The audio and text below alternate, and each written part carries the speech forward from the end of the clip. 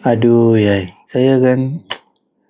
Saya tak tahu nak cakap macam mana. Saya rasa sedih sangat bila saya baca status yang macam ini. Kita yang mana terlibat dengan parti-parti politik ni kan. Kisahlah kita nak main politik macam mana pun. Tapi bab agama, bab ibadah, jangan sampai terjadikan senjata. Kalaupun kita gairah nak promote parti kita, jangan sampai kita menyentuh bab sensitif, bab agama, bab ibadah. Seranglah kod lain pun. Seranglah kod mana pun. Kalau diri saya ni kena serang dengan sebelah kawan-kawan Faizal ni, gemuk, ceplos, penjilat tega, tak ada leher pun orang pikai. Dah aku gemuk dah buat macam mana.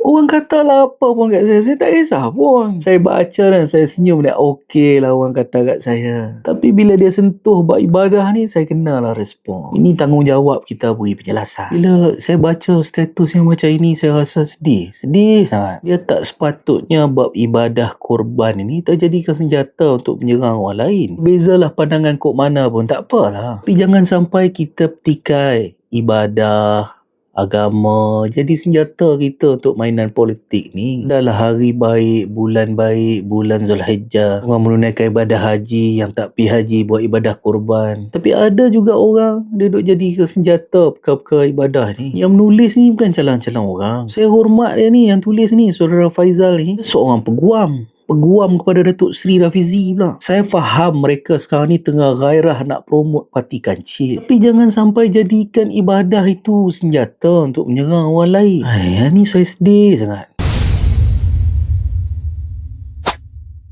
Saya sebenarnya terpanggil lah nak jawab saudara Faizal ni. Apa yang dia tulis ni. Kalau ikutkan saya malas lah. Bulan-bulan raya ni, orang tengah sehari dua hari raya ni, semua orang duk sibuk tumpu ibadah macam-macam, tapi ada pula terbalik serangan politik pula. Kena pula dia berkaitan ibadah. Jadi sebagai salah seorang ketua cabang di dalam Parti Keadilan, saya rasa terpanggil lah untuk memberikan penjelasan kepada saudara Faizal. Yang pertama, saudara Faizal, dalam Parti Keadilan kita ada 222 cabang. Ini saya nak bercakap bagi pihak cabang saya, cabang Titiwangsa, Keadilan Titiwangsa. Kami ni request lembu. Saya mesej ramai pimpinan-pimpinan parti, siapa yang ada niat ibadah korban, amai sumbang lembu kat kami nak laksanakan bagi pihak. Kerana cabang saya sendiri, ini saya bercakap atas kapasiti cabang saya ada keupayaan untuk melaksanakan ibadah korban. Keupayaan ni apa dia? Maksudnya dalam cabang saya ada orang yang berpengetahuan bab ibadah korban. Ada keupayaan jentera untuk melaksanakan, nak melapah, nak memotong, nak menyiang daging. Ada kawasan yang sesuai. Itulah maksud dia, ada keupayaan untuk melaksana. Jadi bagi cabang saya, memang saya request. Saya pergi tanya banyak pemimpin yang mana nak sumbang lembu, amai sumbang kat kita. Biar kami laksanakan. Itu membawa erti bukan semua cabang lah dapat lembu tu. Kemudian dia petikai. Semua cabang mesti upload. Tak ada Faizal, terpulang lah. Kalau nak upload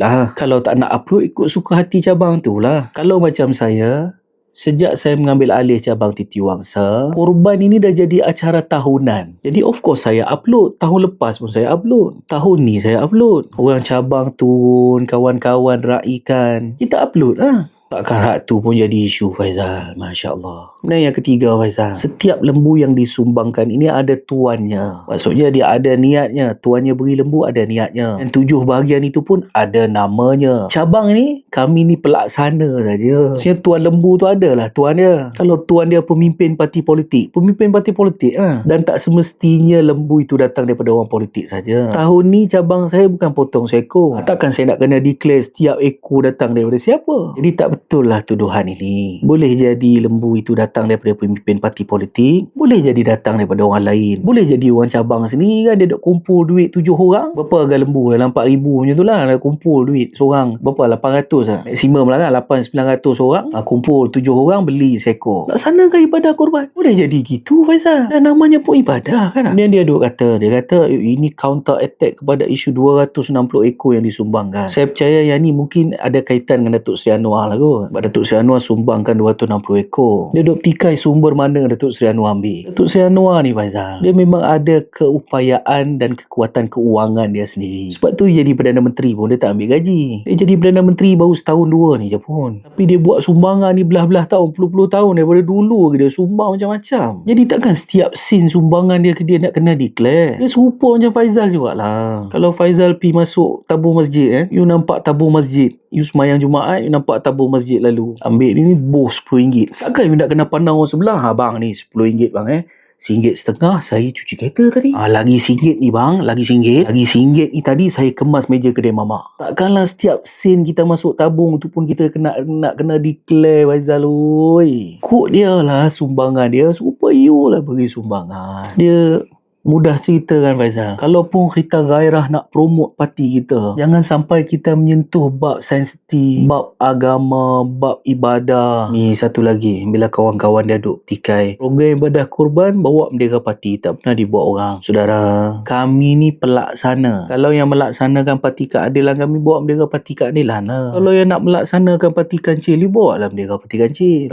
Kalau yang melaksanakan stesen Shell, stesen Petronas, you bawa lah bendera you. Apa masalah? Kami ni pelaksana, bukannya pemberi lembu tu pi tepek muka dia kat bendera tu. Dah identiti pemberi lembu terpelihara, ibadah pemberi lembu terpelihara. Tapi kami of course lah kami bawa bendera. Macam saya, ini acara tahunan cabang saya, terang-terang lah saya akan bawa bendera keadilan. Takkan saya nak bawa bendera kancil kot. Jadi kepada saudara Faizal dan rakan-rakan parti kancil, kok ia pun terdesak sangat nak bawa parti naik, cari isu lain lah. Jangan isu ibadah, isu agama ni jangan sentuh lah. Hak tu je saya nak ingatkan. Kalau nak terima nasihat lah, kalau tak nak terima pun nak buat macam mana, ikut hang lah.